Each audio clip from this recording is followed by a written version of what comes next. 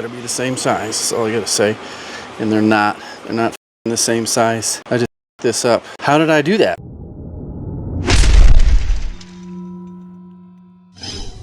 Welcome back, everybody. Today I'm building the boxes for this massive pantry cabinet. In the previous video I showed you how I built the face frame. Today I've got to make the carcasses, as the professionals call them. But it's basically 3 boxes that will stack on top of each other and then get screwed together, and then the face frame gets screwed to those boxes. And those boxes have to be very precise in the dimensions. The seams have to fall right in the middle of these cross pieces so that it looks like it's one giant seamless cabinet. What's up, buddy? Can you reach those arrows? Like Robin Hood? Oh, there you go.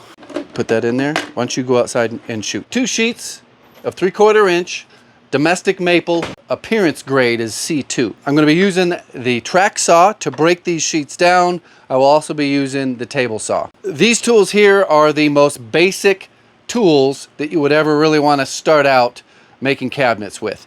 Nowadays, most everything is CNC cut, but one step below CNC cut are these massive table saws where the table actually slides. I use these squares a lot. These are just a few.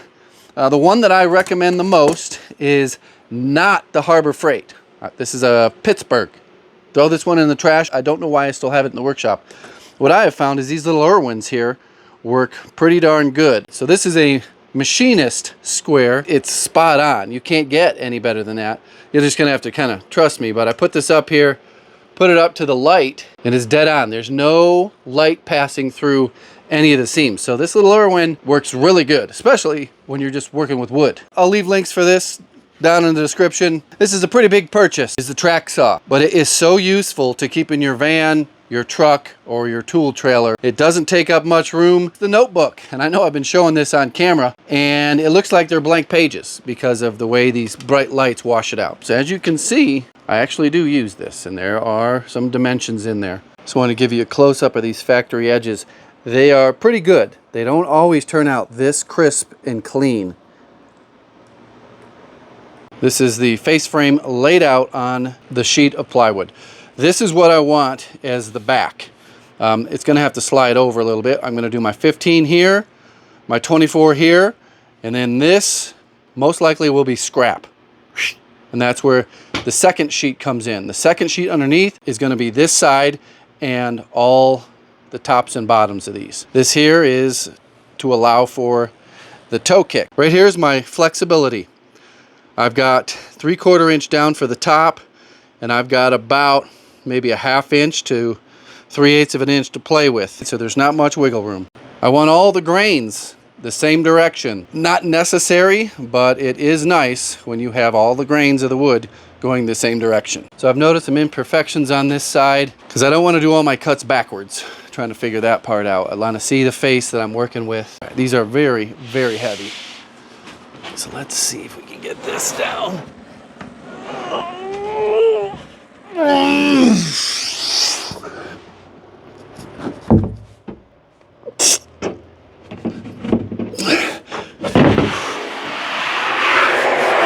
There we go. All right, this side looks much better. No scratches.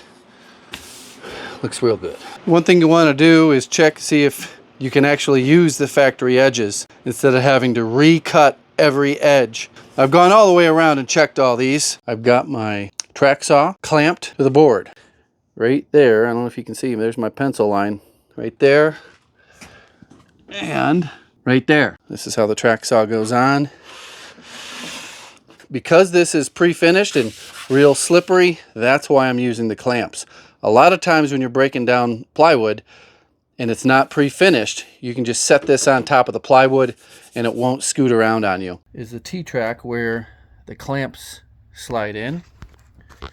Got all sorts of depth settings. I got to check it, make sure it doesn't go too deep. I want a little bit more than 3/4.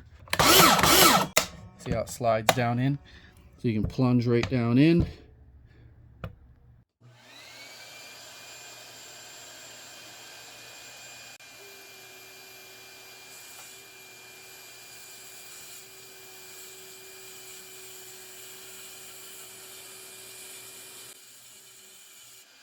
The amount of static electricity that this makes when it's running, I think it has to do with the chips of wood flowing through the plastic. I could feel the hair on my arms going up, and I was actually getting a static click. What do they call that? Static shock through the track. This all goes back to a bucket, a plastic bucket. There is a potential for the dust to start on fire.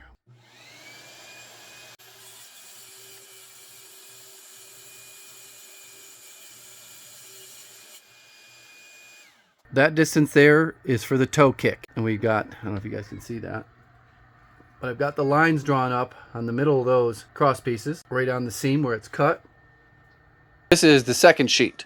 And out of this sheet, I've got to make one set of sides and all the tops and bottoms of the cabinet. I'm going to be using the table saw to get precise replication. The track saw is accurate, but making a track saw cut, picking everything up, remeasuring, clamping down, making a track saw cut, it's not exact. You could be off just a teeny little bit. If you get your table saw set up for 15 inches and run everything through that has to be 15 inches wide, they're all exact. Like perfect. That's the sort of accuracy you're shooting for when you go to do final assembly of the cabinets and there's no gaps in the front or the back, nothing's kicked out. Most likely no one's ever really going to get in there and look, but you try to get things as perfect as you can, and that's why the table saw is so great for making cabinets. My sides are 15 inches deep. I'm going to use the track saw to cut these 15.5, and then I'm going to run a full 8-footer through the table saw set at 15 inches so that my side is exactly 15 inches.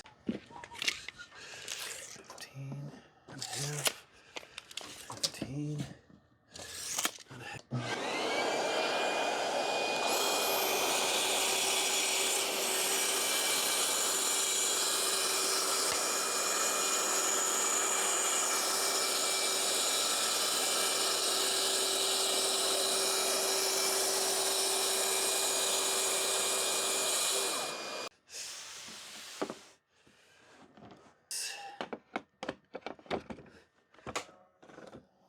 Just putting the blade back down in my cut for positioning this side of the track, and then I'll measure 15.5 inches over and clamp this down. So I want to make sure it's supported on both sides of the cut so that it doesn't rack up and then the blade catches something.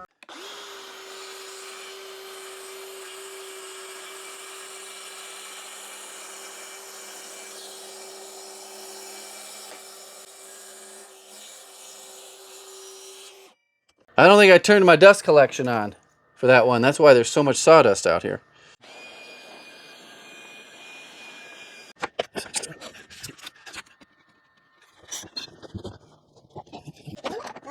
$22.5. No, $23. You can put it on the table there. That's inches. Okay. Those are pliers. No, no, close it.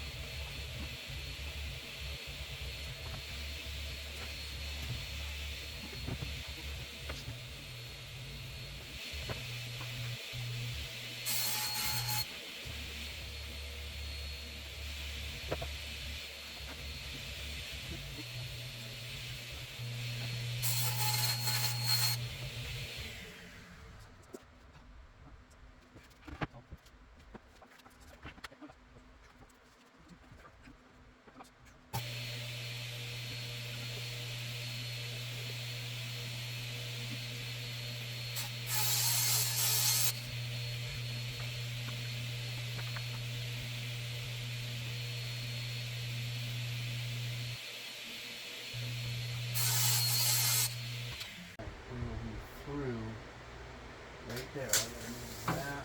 Plenty of room on this side. What I'm doing right now is just measuring to make sure I have 8 feet on both sides of the blade, because I'm going to run a full length piece through here.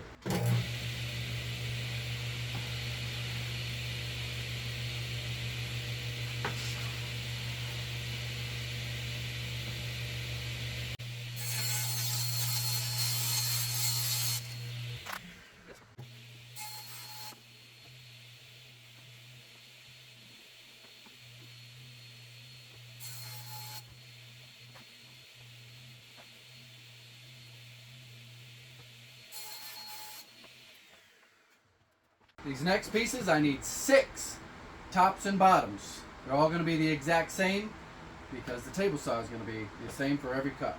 I've got my filter fans running to keep the dust out of the air. It does a pretty good job.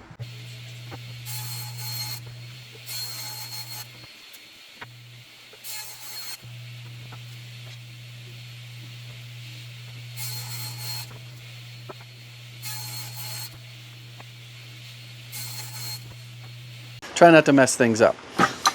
I got everything organized, at least I think. Those are tops and bottoms. These are backs and one side. And now I have to cut the second side.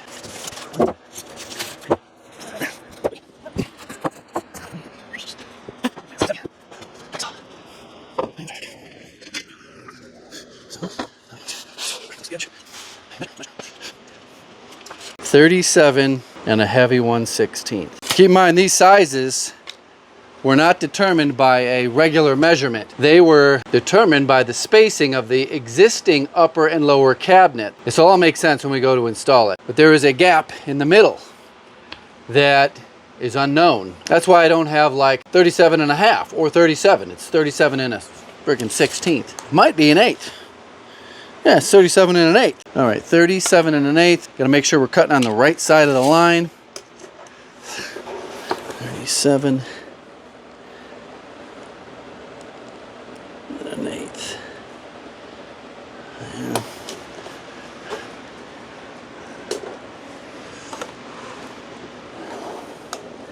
And an 1/8. We're going to measure twice. It's 37 and a heavy 1/8. Do not want to be light on this.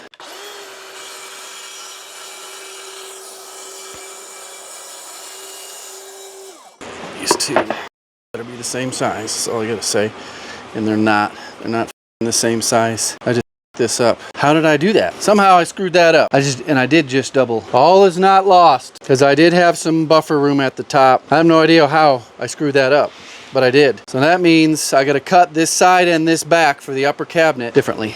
When you work for yourself and you make a mistake, you would get fired for the things that you say to yourself if you said that to an employee at a company. These two better be the same. All right. I don't know if we're going to be able to put any of this in the actual YouTube video. Bottom in the middle cannot be messed up. The top one, I have a buffer zone of the height. That is perfect.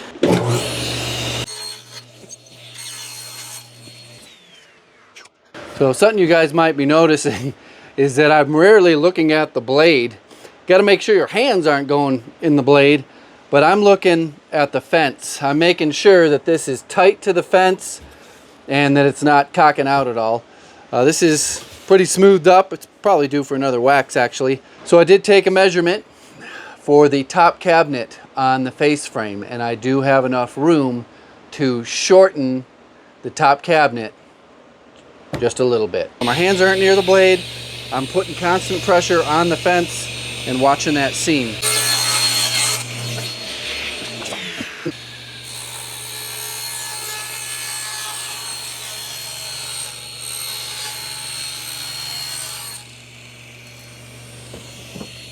We got our bottom cabinet, we got our little middle cabinet, and our big top cabinet. There is no more room for error, so I'm gonna put these together tomorrow. Happens to be a Saturday night, and I'm done for the night. We'll find out if I made any more mistakes tomorrow.